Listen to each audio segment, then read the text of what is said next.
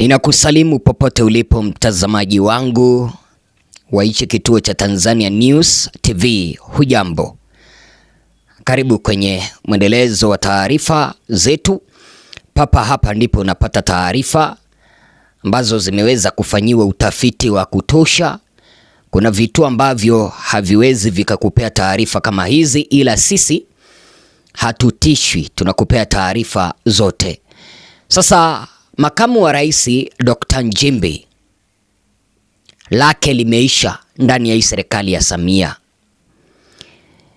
Imekwisha pitishwa kwamba Samia atamuondoa madarakani makamu wa rais Dr. Nchimbi. Sasa lile ambalo mtazamaji wangu linaelezwa ni kwamba ni lini Nchimbi atatolewa madarakani, sio iwapo Nchimbi atatolewa. Hapana, ni lini Nchimbi atatolewa madarakani, kwa sababu tayari makubaliano na maazimio yamekwisha pitishwa. Sasa ninaelezwa mara ya kwanza walimueleza Nchimbi ajiuzulu, lakini makamu wa rais wa Jamhuri ya Muungano Tanzania Dr. Emmanuel Nchimbi amegoma kabisa kujiuzulu kutoka madarakani. Sasa taarifa ambazo zipo mikononi mwetu mtazamaji wangu zinaeleza kwamba Dr. Nchimbi amekuwa akikabiliwa na shinikizo la kumtaka aweza kujiuzulu kutoka kwa wadhifa wake kama makamu wa rais wa Jamhuri ya Muungano kufuatia kuibuka kwa madai ya kutoelewana na bosi wake ambaye ni Samia Suluhu Hassan, na wanasema kwamba Nchimbi anachonganisha chama cha CCM, na wanaeleza kwamba anatoa kauli ambazo zinazusha taharuki kwa jamii na kuondosha umoja wa serikali ya CCM.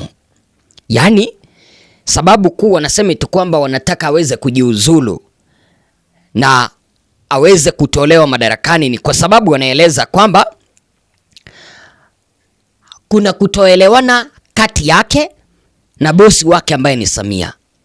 Vilevile eti kwamba anatoa kauli za kuchonganisha chama cha CCM, na kisha eti kwamba anatoa kauli zinazozusha taharuki katika taifa letu la muungano wa jamhuri. Sijui kama unanielewa mpaka hapo, kwa sababu kuna kiongozi ambaye ameweza kutoa taarifa hizi, ninabana jina la kwake, anasema kwamba huyu bwana amekuwa katika shinikizo kubwa la kumtaka aweze kujiuzulu, lakini amekataa kuachia ngazi. Amesema hana kosa na hajaweza kutenda kosa lolote la kuweza kumfanya aweze kujiuzulu. Dr. Nchimbi yeye alipoulizwa iwapo kuna uwezekano wa kujiuzulu, alisema kwamba yeye haoni na hilo wazo halitawezekana kwa sababu hajaweza kufanya kosa lolote. Sasa mtazamaji wangu, aliyekuwa kiongozi mwandamizi ndani ya Chama cha Mapinduzi CCM na sasa ambaye ni mjumbe wa halmashauri ya taifa ukipenda neki ya chama hicho, ameeleza kwamba makamu huyo wa rais, mtazamaji wangu, nafasi yake ya kuweza kusalia madarakani ipo finyu sana, kwa sababu chama hicho kimeweza kuamua kumtoa madarakani, na nafasi ya yeye kuweza kujinasua kutoka kwa huo mtego wa kumfukuza kutoka madarakani, mtazamaji wangu, ni finyu sana. Yaani Nchimbi hataweza kujinasua. Unajua hivi majuzi hivi majuzi, naomba niweze kukueleza, hivi majuzi Baraza Kuu NEC ama ukipenda wajumbe wa NEC walikutana mjini Unguja, Zanzibari, wakafanya kikao, ila Dr. Nchimbi yeye kama mmoja wa wajumbe wa NEC hakuweza kupewa barua ya mwaliko. Kwa nini? Nchimbi alikuwa moja ya ajenda za baraza hilo la wajumbe wa NEC, walikuwa wanamzungumzia yeye. Sasa kwenye hilo baraza la NEC, mtazamaji wangu, hoja ya kutaka Nchimbi kufikishwa kwenye kamati ya maadili ilitolewa naye Bashite, ukipenda Paul Makonda. Makonda alilalamika sana akitaka Nchimbi aweze kuvuliwa wadhifa, akitaka Nchimbi aweze kuchukuliwa hatua za kinidhamu. Kumbuka kwamba huyu ni makamu wa rais. Kwa sababu kipindi kimoja Makonda alisema kwamba Nchimbi anawavuruga wao kama mawaziri kufanya kazi. Amekuwa akitoa kauli zinazokwenda kinyume na mwelekeo wa serikali na chama cha CCM. Yeye kama waziri, Makonda anasema eti kwamba Nchimbi anawavurugia kazi. Sasa nikashangaa, yeye ni waziri na yule ni makamu wa rais, sasa anawavurugia kazi kivipi? Sasa Makonda aliweza kuongeza kwamba yuko na sababu zaidi ya 70 za kutaka makamu wa rais huyo Dr. Nchimbi kuweza kuvuliwa wadhifa wa makamu rais na kufukuzwa nyumbani, lakini akaweza kutoa sababu 3, na moja ilikuwa ni kwamba majuzi Dr. Nchimbi aliweza kutaka wananchi kuweza kupambana ili waweze kupata katiba mpya. Pambaneni mpate katiba mpya.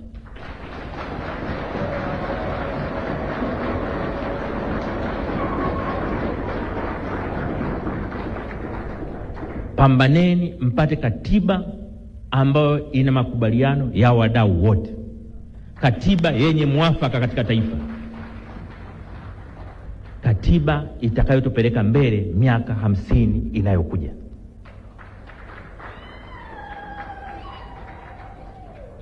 Katiba ambayo kila Mtanzania popote alipo atajisikia fahari kujitambulisha, mimi natoka Tanzania.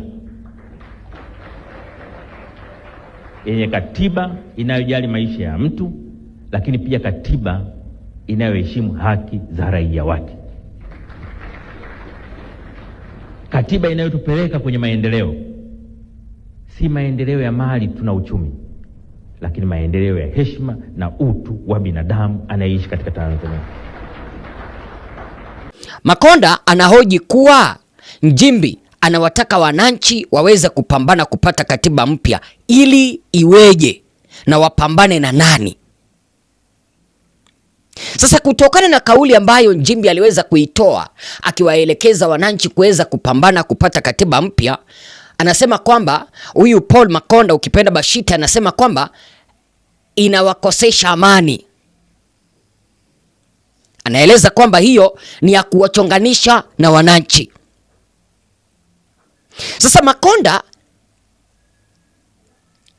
kwenye hilo baraza la wajumbe wa NEC wakiwa upande wa Zanzibari, alieleza kwamba majuzi tu alipokuwa Ufaransa, mahala ambapo alikuwa ameenda kumwakilisha Samia kwenye mkutano wa kusherehekea siku ya Kiswahili duniani, Bashite alisema kwamba alikutana na mmoja wa viongozi wanaoongoza mashirika ya kitaifa ambaye aliweza kumweleza kwamba mwanaharakati ambaye anaishi uhamishoni Maria Sarungi alikuwa amepata ushahidi kuhusu mauaji ya mwaka uliopita Oktoba, na Maria Sarungi alikuwa tayari kufikisha ushahidi huo kwenye mahakama ya ICC.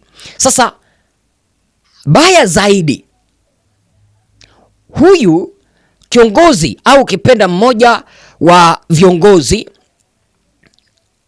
wanaoongoza mashirika ya kimataifa kumweleza Makonda eti kwamba Maria Sarungi anataka kufikisha ushahidi huo kwenye mahakama ya kimataifa.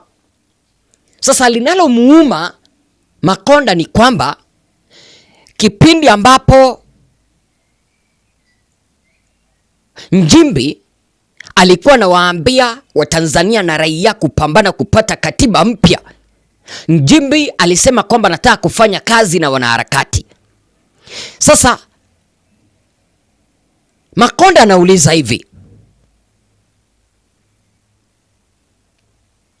anauliza hivi, hawawezi wakaendelea kufanya kazi na Nchimbi ambaye anataka kufanya kazi na wanaovuruga serikali yao ya CCM. Kulingana na Makonda, anasema kwamba kina Maria Sarungi wanavuruga serikali, na anasema kwamba kina Maria Sarungi wakivuruga serikali, Nchimbi yeye anataka kufanya kazi pamoja na hawa kina Maria Sarungi ambao wanataka kufikisha ushahidi kwenye mahakama ya kitaifa. Sasa unaona hapa kinachomuuma zaidi Makonda ni kwamba Maria Sarungi anataka kufikisha ushahidi wa mauaji ICC, lakini Nchimbi anasema eti kwamba anataka kufanya kazi na Maria Sarungi. Akaeleza kwamba kauli hizo zilizoweza kutolewa na Emmanuel Nchimbi zinawapa wakati mgumu wao kutekeleza majukumu kama mawaziri. Sasa kauliza, unawezaje kusema kwamba unatamani kufanya kazi na wanaovuruga serikali kila siku? Haiwezekani. Hayo mapenzi yanatoka wapi kama sio kutaka kuvuruga chama cha CCM? Naomba huyo Emmanuel Nchimbi afikishwe kwenye kamati ya nidhamu na aweze kuondolewa madarakani. Na mwisho sasa, huyo Makonda, ukitaka kujua kwamba Makonda yupo na chuki na Nchimbi, aliendelea kusema kipindi kimoja Nchimbi alipokuwa anahudumu kama katibu mkuu wa chama cha CCM wakati wa mauaji ya Ali Mohamed Kibau, Bwana Nchimbi aliwahi mtetea kiongozi mmoja ambaye ni John Mnyika.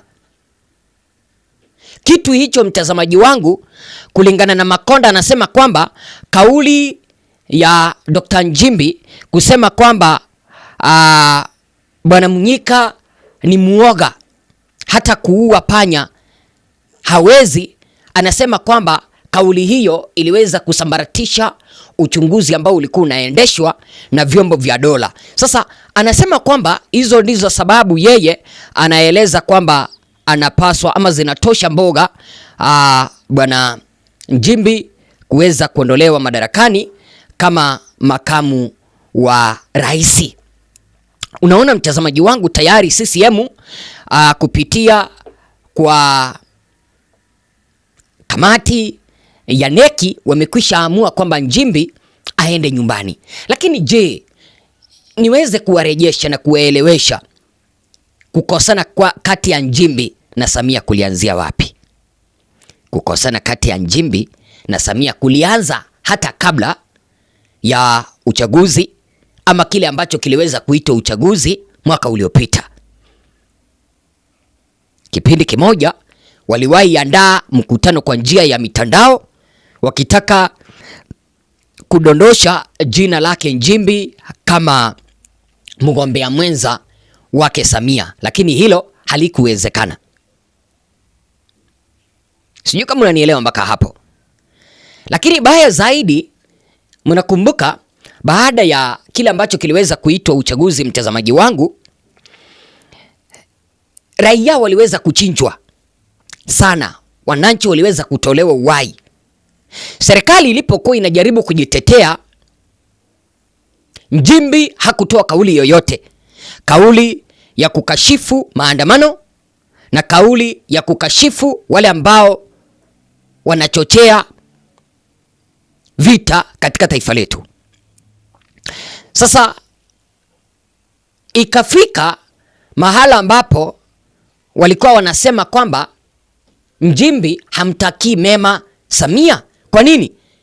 Eti kwamba hakukuwa anamtetea Samia. Kama mnakumbuka vizuri, kuna kipindi kimoja mashehe walimkashifu na kusema kwamba anatumiwa na kanisa Katoliki aswa na Padri Kitima kudhoofisha serikali ya Samia. Mpaka kipindi kimoja Nchimbi akaweza kulaumiwa kwamba hamtetei bosi wake, eti kwamba yeye ni miongoni mwa wale ambao wanampiga vita Samia.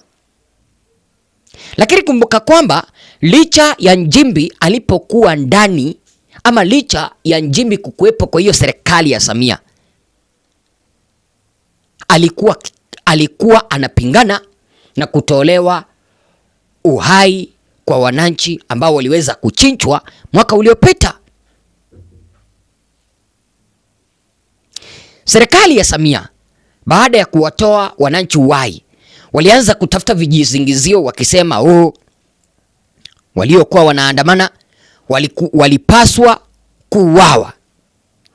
Serikali ilisema kwamba waliouawa walipaswa kuuawa kwa sababu walikuwa wanaandamana, eti kwa sababu walikuwa wamepewa ufadhili kuandamana, eti kwamba walikuwa wamepewa ufadhili na kupewa pesa kuchoma nchi, na hivyo matunda yao yalikuwa ni kuuawa. Lakini Nchimbi yeye alikuwa anataka serikali iweze kuonekana remorseful, yani iweze kuonekana kama watu ambao wameregret, wamejutia kile ambacho kiliweza kutendeka, ila serikali ya Samia haikuwa inataka hilo liweze kuonekana. Kwa hivyo wakaanza kitu ambacho kinaitwa kukosekana kati ya Nchimbi na Samia, kukaanzia hapo. Sasa Nchimbi akaanza kutoa kauli zake. Sasa serikali imeanza kusema kwamba Nchimbi analemaza serikali na anapea maadui wale ambao wanachukia serikali ya Samia mwanya wa kuweza kulima serikali ya Samia zaidi. Ninajua kuna kauli ambazo zimekuwa zikitolewa mitandaoni kwamba hivi vita ambavyo vimezuka ndani ya CCM ni njia moja ya kutaka kuwasahaulisha wananchi yale ambayo yaliweza kutokea mwaka uliopita. Hapana, niko na taarifa sahihi kwamba Nchimbi anaondolewa wakati wowote. Ndio, kuna mpasuko ndani ya chama cha CCM, na hivi vita vya CCM sio vya kutaka kutusaulisha yaliyopita. Hapana, wanataka kumuondoa Nchimbi madarakani.